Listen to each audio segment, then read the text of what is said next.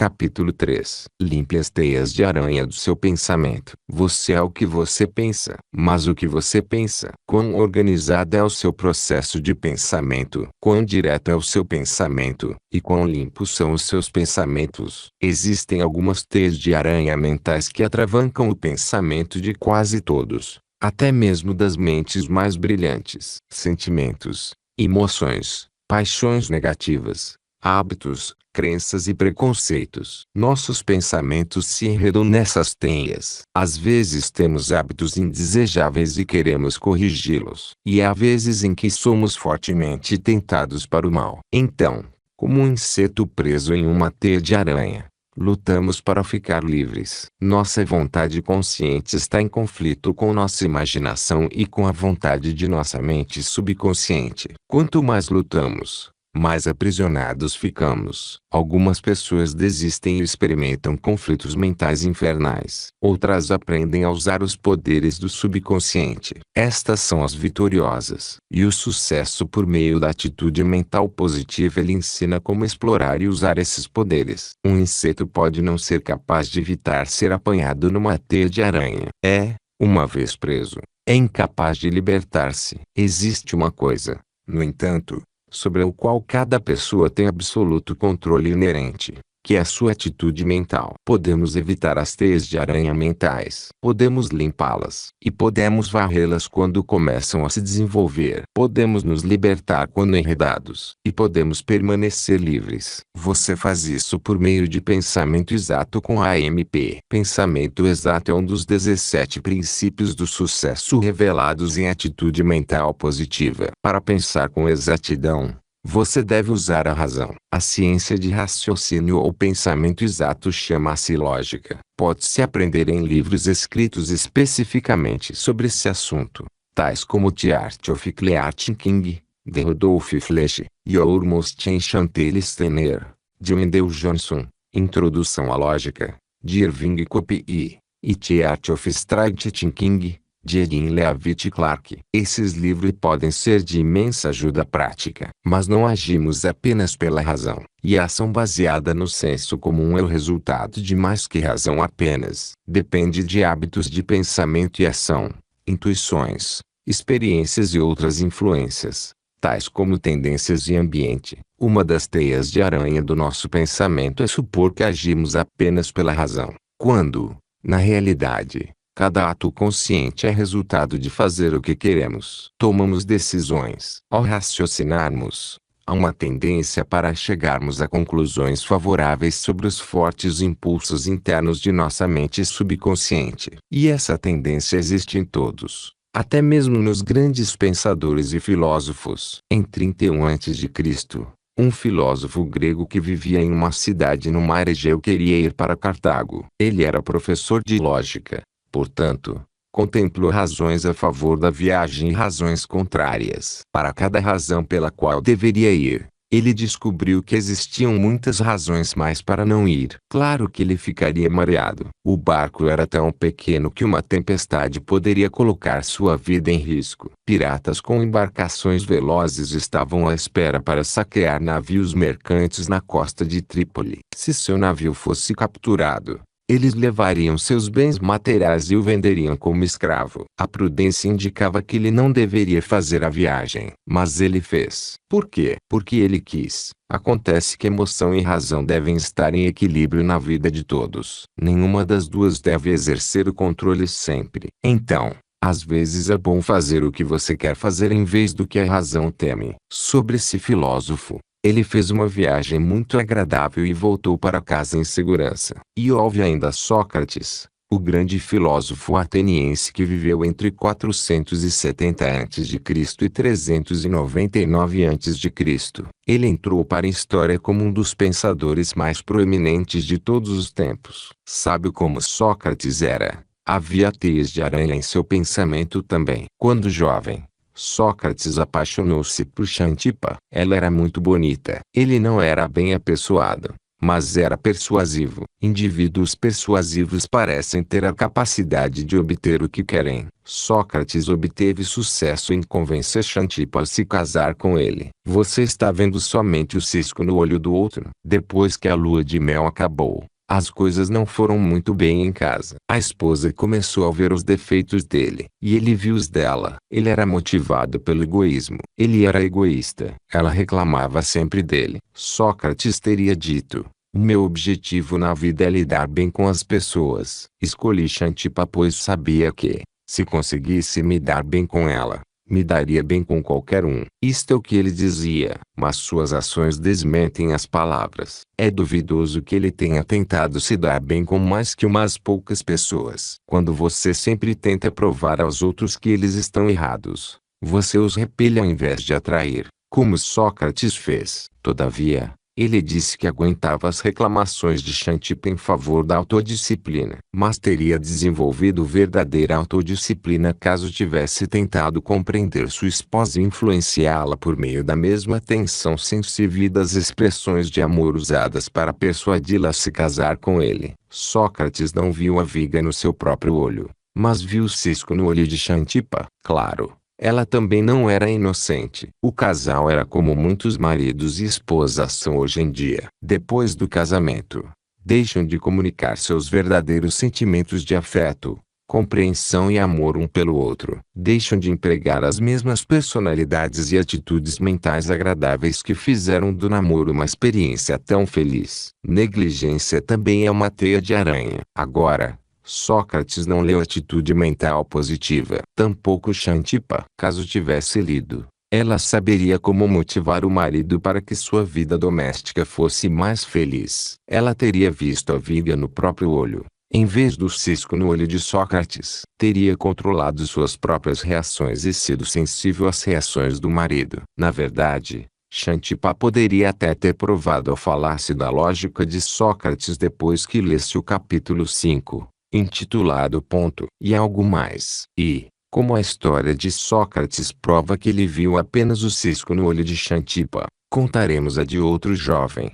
Ele aprendeu a ver a viga no seu próprio olho. Mas, antes, vamos ver como se desenvolve o hábito de reclamar. Veja, quando sabe a causa de um problema, você pode muitas vezes evitá-lo, ou pode encontrar sua própria solução para esse problema, caso já esteja às voltas com ele. Em A Linguagem no Pensamento e na Ação, S.A. Kawa escreveu: a fim de curar o que ela acredita ser os defeitos do marido, uma esposa pode reclamar dele. Os defeitos dele pioram, então ela reclame um pouco mais. Naturalmente os defeitos dele ficam ainda piores, e ela reclama ainda mais. Governada por uma reação fixa ao problema dos defeitos do marido, ela pode enfrentar aquilo de um só jeito. Quanto mais continua, pior fica, até que ambos ficam com os nervos em frangalhos. O casamento deles é destruído, e suas vidas são despedaçadas. Mas e quanto ao jovem? Na primeira noite de uma turma de AMP, a ciência do sucesso,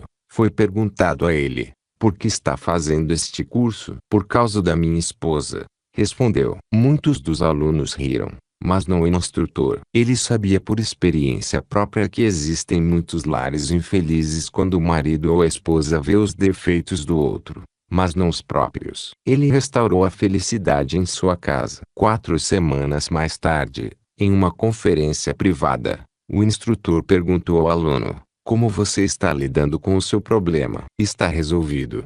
Que maravilha! Mas como você resolveu? Eu aprendi. Quando sou confrontado com um problema que envolve mal-entendidos com outras pessoas, devo começar primeiro por mim mesmo. Quando examinei minha própria atitude mental, descobri que era negativa. No fim, meu problema realmente não estava em minha esposa, estava em mim. Ao resolver meu problema, verifiquei que eu não tinha mais um problema com ela. Então, se Sócrates tivesse dito a si mesmo: quando me deparo com um problema que envolve um mal-entendido com Xantipa, devo começar primeiro por mim mesmo. E o que aconteceria se você dissesse a si mesmo: quando me deparo com um problema que envolve um mal-entendido com outra pessoa, Devo começar primeiro por mim mesmo. Sua vida seria mais feliz, mas existem muitas outras teias de aranha que interferem na felicidade. Curiosamente, o maior obstáculo é a própria ferramenta do pensamento, as palavras. Palavras são símbolos, como S.A.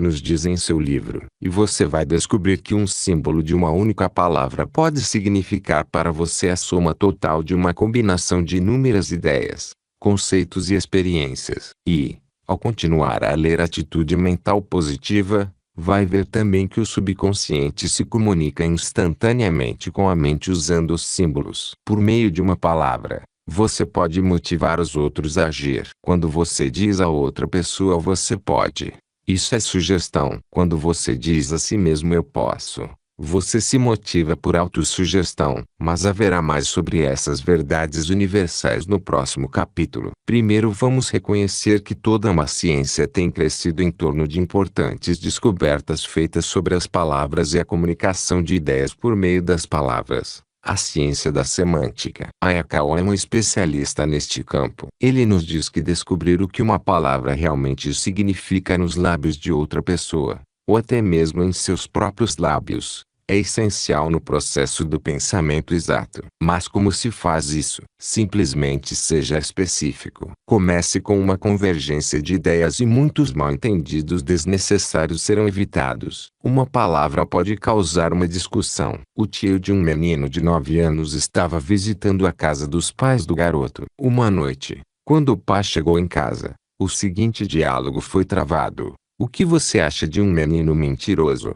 "Não acho grande coisa, mas disto tenho certeza, meu filho diz a verdade." "Ele disse uma mentira hoje." "Filho, você contou mentira para o seu tio?" "Não, pai." "Vamos esclarecer isso." "Seu tio diz que você mentiu." "Você diz que não." "O que aconteceu exatamente?" ele perguntou, virando-se para o tio. "Bem, eu lhe disse para levar seus brinquedos para o porão. Ele não fez e me disse que fez." "Filho, você levou seus brinquedos para o porão?" "Sim, pai." "Filho, como você explica isso?" "Seu tio diz que você não levou seus brinquedos para o porão, e você diz que levou." "Há vários degraus que levam do primeiro andar ao porão. Cerca de 4 degraus para baixo tem uma janela. Coloquei meus brinquedos no peitoril da janela. O porão é a distância entre o chão e o teto. Meus brinquedos estão no porão." A discussão entre o tio e o sobrinho deveu-se à definição de uma palavra: porão. O menino provavelmente sabia a que seu tio se referia, mas era preguiçoso e não queria percorrer todo o caminho até lá embaixo. Quando foi confrontado com a punição, o garoto tentou safar-se usando a lógica para provar seu ponto de vista. Isso pode ser intrigante, mas mais motivadora será a história de um jovem que não sabia o que significava o mais importante símbolo em palavra de qualquer idioma. E qual é a palavra mais importante em qualquer língua? Essa palavra é Deus. Não faz muito tempo, um estudante da Universidade de Columbia foi ao reverendo Henry Emerson Fosdick, ministro emérito da Igreja Riverside de Nova York. O aluno mal tinha passado pela porta e disse: "Eu sou ateu." Ao sentar, repetiu em tom de desafio: "Eu não acredito em Deus." Vamos começar com uma convergência de ideias. Pois bem, felizmente, Fosdick também era um perito no campo da semântica. Ele sabia de longa experiência que nunca poderia comunicar-se com outra pessoa sem entender exatamente o que ela queria dizer com as palavras que usava. Ele também sabia da necessidade de a outra pessoa compreender a que ele se referia. Então, em vez de ofender-se com a observação impetuosa do estudante, Fosdick expressou um interesse genuinamente amigável e aí solicitou: "Por favor, descreva-me o Deus no qual você não acredita." O jovem precisou pensar, como todo mundo precisa pensar quando é feita uma pergunta que não gera uma resposta reflexa de sim ou não. Fosdick sabia que a pergunta certa poderia varrer as espessas teias de aranha de pensamento negativo para fora da mente do jovem. Depois de algum tempo, o estudante começou a tentar descrever o Deus no qual ele não acreditava. Ao fazê-lo, deu ao ministro uma imagem clara do Deus que ele rejeitava. "Bem",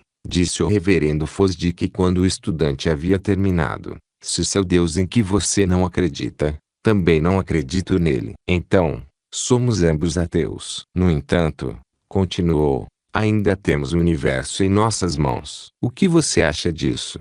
Sua formação, seu significado. Antes do jovem deixar Fosdick, descobriu que não era ateu, mas um teísta muito bom. Ele acreditava em Deus. O reverendo Fosdick não se deixou abalar pelo uso indefinido de uma palavra. Nesse caso, ele ajudou a varrer as teias de aranha do pensamento do jovem fazendo-lhe perguntas. A resposta simples e clara a respeito daquilo em que o rapaz não acreditava foi o suficiente para permitir uma convergência de ideias. A segunda pergunta dirigiu os pensamentos do jovem para os canais apropriados, e deu a Fosdick a oportunidade de explicar o significado do Deus universal. Pernas de rã ensinaram-lhe lógica. Como já vimos, o estudante chegou a duas conclusões completamente diferentes, cada uma baseada em uma premissa diferente. Teias de aranha irão interferir no pensamento exato e fazer com que você chegue a uma conclusão errada quando começar com uma premissa falsa.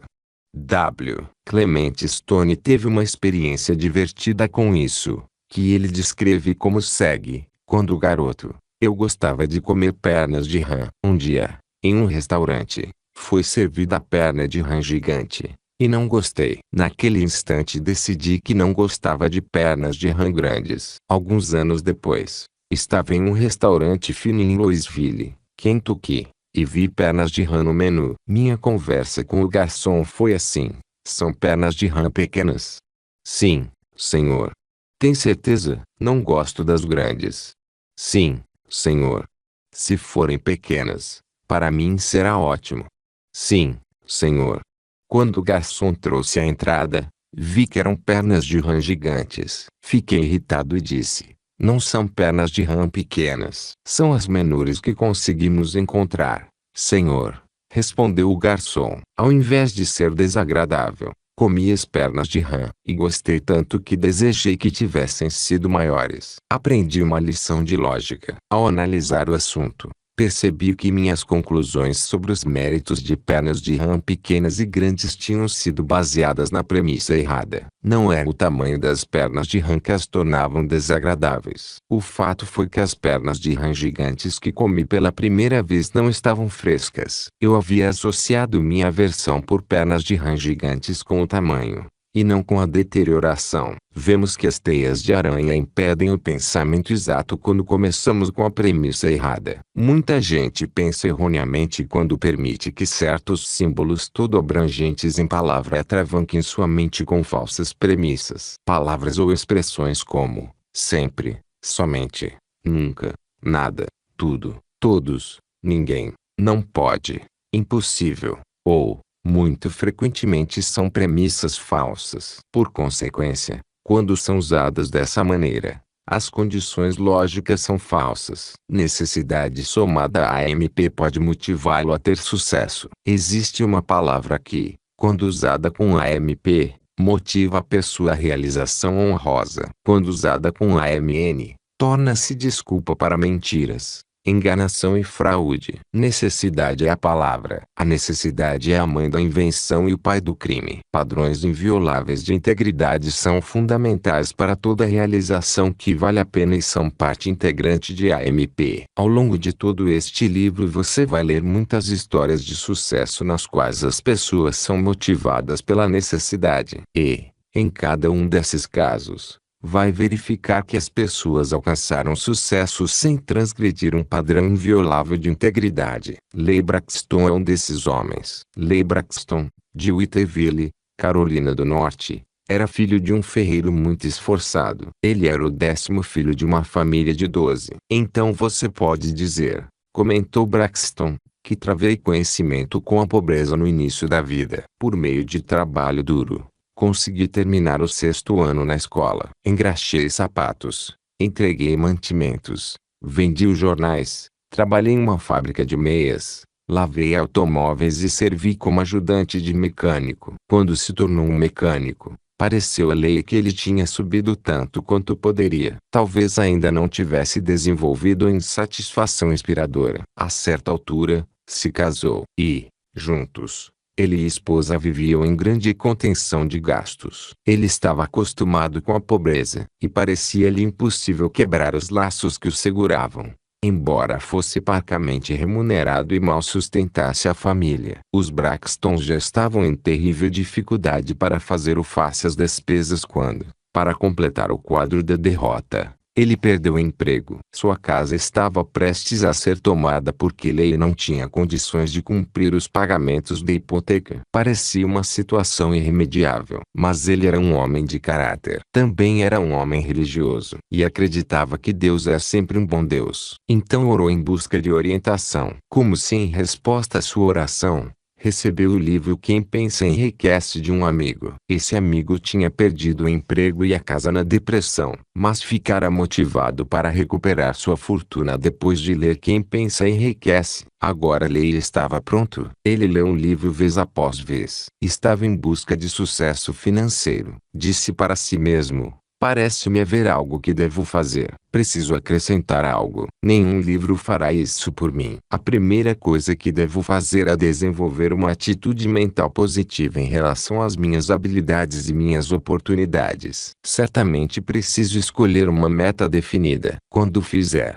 devo mirar mais alto do que no passado. Mas tenho que começar. Vou começar com o primeiro trabalho que conseguir encontrar. Procurou trabalho e encontrou um. De início não recebia muito. Porém, não muitos anos depois de ter lido Quem Pensa Enriquece, Leigh Braxton havia organizado e se tornado presidente do First National Bank de Whiteville. Fora eleito prefeito de sua cidade e se envolveu em muitas atividades empresariais bem-sucedidas. Veja, Leigh tinha mirado alto, na verdade, muito alto. Havia adotado como objetivo maior ficar rico o suficiente para se aposentar aos 50 anos de idade. Alcançou o objetivo 6 anos antes do tempo, aposentando-se das atividades empresariais com riqueza substancial e uma bela renda independente com 44 anos. Depois da aposentadoria, seguiu levando uma vida útil. Dedicou todos os seus esforços para ajudar o evangelista Oral Roberts em seu ministério. Os empregos que ele pegou e os investimentos que fez na escalada do fracasso para o sucesso não são importantes aqui. O importante é que a necessidade motiva um homem com a MP ação sem transgredir padrões invioláveis reconhecidos. Um homem honesto não vai enganar,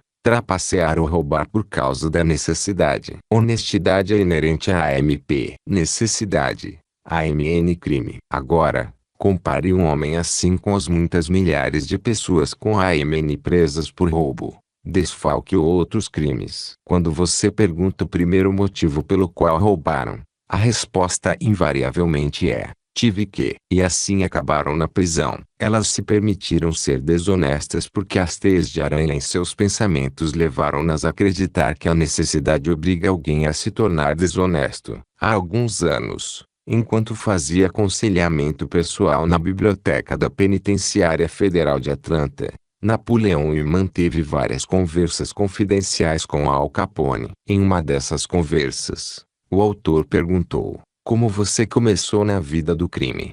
Capone respondeu com uma palavra: necessidade. Então vieram-lhe lágrimas aos olhos e ele engasgou. Começou a contar algumas das coisas boas que tinha feito e os jornais nunca haviam mencionado. Claro, essas coisas parecem insignificantes em comparação com o mal que é atribuído a ele. Aquele homem infeliz desperdiçou a vida, destruiu sua paz mental, minou seu corpo físico com uma doença mortal e espalhou medo e desastre no caminho que seguiu. Tudo porque nunca aprendeu a limpar as teias de aranha de seu pensamento a respeito de necessidade. E, quando Capone contou de suas boas ações, dando a entender que compensavam em grande medida os erros cometidos, ele indicou claramente outra teia de aranha que o impedia de pensar com exatidão. Embora um homem possa neutralizar o mal feito por meio de arrependimento verdadeiro, seguido por uma vida de boas ações, Capone não era esse tipo de homem. Mas havia um homem assim. Ele foi um adolescente problemático. No entanto,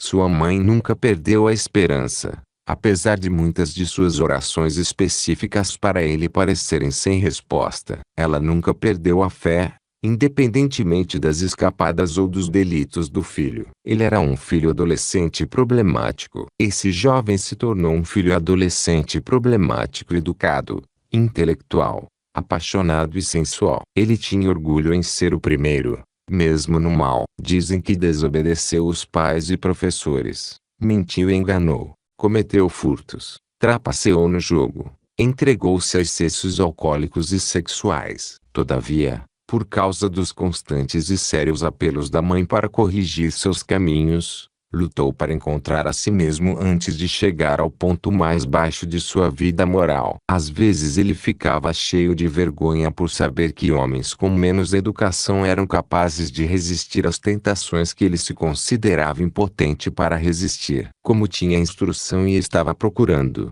estudou a Bíblia e outros livros inspiradores de sua época. Mesmo assim, perdeu muitas batalhas para si mesmo. E então um dia ganhou a batalha que virou a maré para a vitória pessoal. Isso acontece quando uma pessoa continua tentando. Durante um período de remorso, quando foi subjugado pela autocondenação, ouviu uma conversa em que uma voz disse: "Pegue e leia." Ele foi até o livro mais próximo, abriu e leu: "Andemos honestamente como de dia, não em orgias e bebedices, não em pudicícias e dissoluções, não em contendas e ciúmes, mas revesti-vos do Senhor Jesus Cristo, e não vos preocupeis com a carne para não incitardes as suas cobiças." Acontece muitas vezes, depois que alguém sofre uma grave derrota em uma batalha pessoal consigo mesma, nesse ponto ela pode ficar pronta. O remorso pode ser tão emotivo e sincero que ela fica motivada para tomar medidas imediatas e, pela perseverança, faz a mudança que a mantém na estrada para uma vitória completa. Agora esse jovem estava pronto. Uma vez tomada a decisão irrevogável, teve paz mental. Ele acreditou que o poder divino iria ajudá-lo a superar os pecados contra os quais ele anteriormente havia lutado em vão e desenvolveu uma espiritualidade profunda. Sua vida subsequente provou isso por resultados. O jovem dedicou-se a Deus e ao serviço para seus semelhantes. Por causa do que ele tinha sido e do que se tornou, é considerado um homem com uma das mais poderosas influências em dar esperança aos desesperados. Agostinho era o nome dele, e tornou-se um santo. É bem sabido que o poder da Bíblia tem sido instrumental na mudança das atitudes, até mesmo de humanos degradados, de negativas para positivas. E, por causa do poder especial da palavra escrita, eles são inspirados a limpar as teias de aranha de seu pensamento. Assim, tornam-se limpos em pensamento e hábito. Muitos, como Santo Agostinho, foram movidos por arrependimento profundo e, a exemplo dele, se motivaram a dedicar suas vidas a serviço de Deus e da humanidade. Muitos grandes evangelistas ascenderam dessas fileiras. Agora, existem certas pessoas boas, de forte fé religiosa, que também leem suas Bíblias, mas nos dizem: não tente interferir com Deus, quando recomendamos outros livros inspiradores. Teias de aranha impedem-nas de tentar extrair o bem onde quer que ele possa ser encontrado. Não tente interferir com Deus. Essas boas pessoas temem que seja um sacrilégio ousar explorar os poderes da mente que Deus lhes deu, escolher, planejar e controlar o futuro. Muitos livros de inspiração são escritos para motivar o leitor a direcionar seus pensamentos, controlar suas emoções e ordenar o seu destino. E com frequência ajudam-no a compreender as verdades da Bíblia. Isso é verdade, por exemplo, no caso de um best-seller de não ficção como O Poder do Pensamento Positivo. Em seu livro,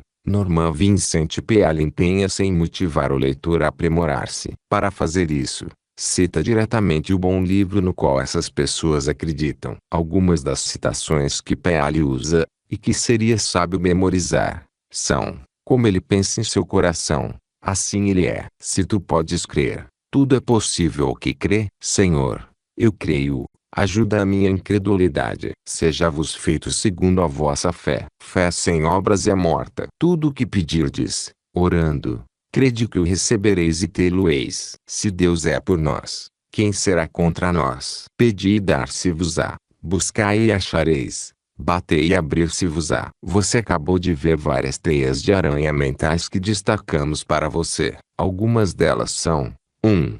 A. Sentimentos. B. emoções. C. Paixões negativas. D. Hábitos. I. Crenças. E. F.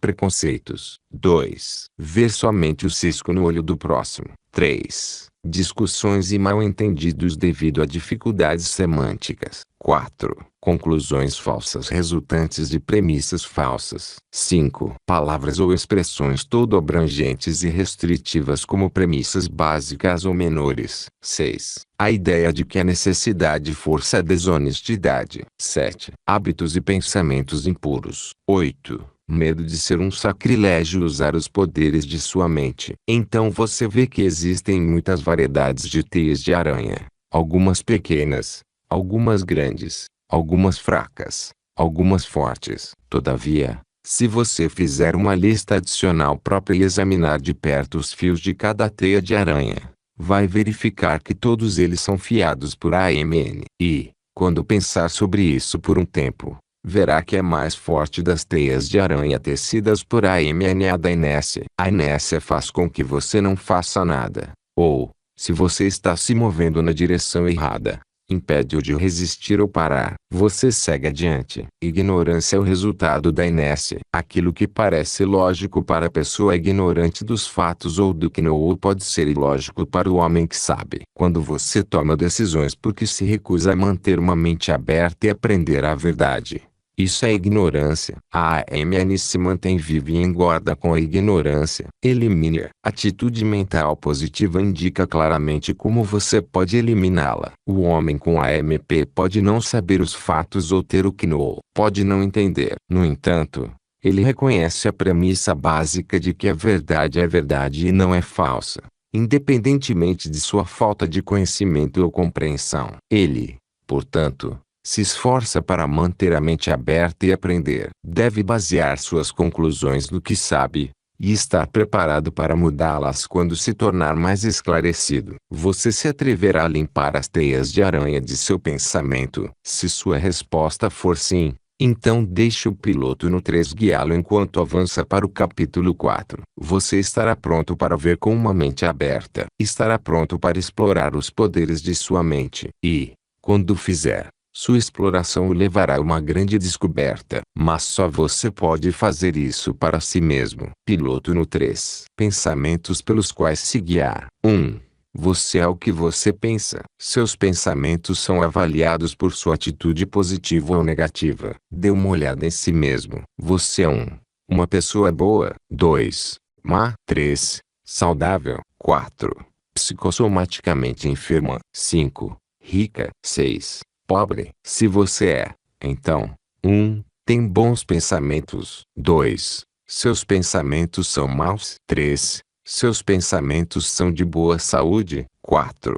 Seu pensamento deixa tão. 5. Seus pensamentos são de riqueza. 6. Seus pensamentos são de pobreza. 2. Sentimentos, emoções, paixões negativas, preconceitos, crenças, hábitos. Você limpa essas teias de aranha mentais virando seu talismã de AMN para AMP. 3. Você pode limpar as teias de aranha de paixões, emoções, sentimentos, tendências, preconceitos, crenças e hábitos negativos virando seu talismã invisível de AMN para AMP. Você aprenderá como reagir ao que ler em atitude mental positiva. 4. Quando depara com um problema que envolve um desentendimento com outras pessoas, você deve primeiro começar por si mesmo. 5. Uma palavra pode causar uma discussão, desenvolver mal-entendido, gerar infelicidade e acabar em desgraça. Uma palavra com AMP,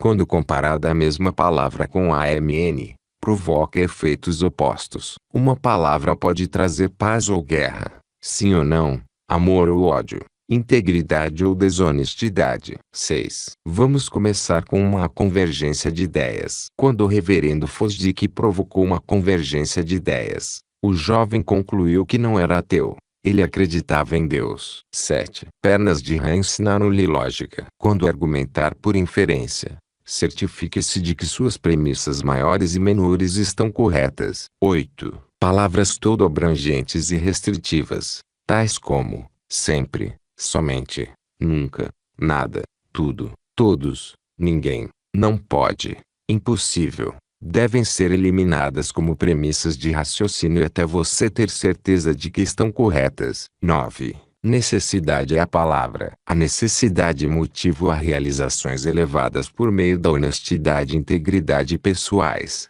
Ou a necessidade motiva a tentar obter resultados por meio de fraude ou desonestidade. 10. Um filho adolescente problemático. Você pode conhecer mas não perca a esperança. Ele pode não se tornar um santo, mas um dia pode fazer o mundo dele o seu um lugar melhor para se viver. 11. Dirija seus pensamentos. Controle suas emoções e ordene seu destino. Memorize e repita frequentemente os automotivadores da Bíblia citados na página 62. 12. Aprenda a separar fatos de ficção. Em seguida, aprenda a diferença entre fatos importantes e fatos sem importância. Dirija seus pensamentos com a MP para controlar suas emoções e ordenar seu destino.